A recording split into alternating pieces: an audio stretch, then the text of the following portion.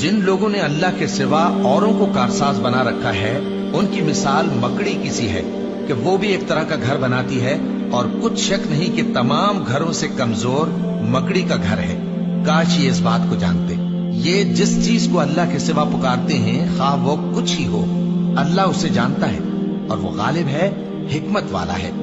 और ये मिसालें हम लोगों के समझाने के लिए बयान करते हैं, और इसे तो अहले दानिश ही समझते हैं। अल्लाह ने आसमानों और जमीन को हिकमत के साथ पैदा किया है, कुछ शक नहीं कि ईमान वालों के लिए इसमें निशानी है। ए नबी, ये किताब जो तुम्हारी तरफ वही की गई है, इसको पढ़ा करो और नमाज के पाबंद रहो। कुछ शक नहीं कि नमाज बेहयाई और बुरी बातों से रोकती है, और अल्लाह का जिक्र सबसे बड़ा है, और जो कुछ तुम करते हो अल्लाह उसे जानता है।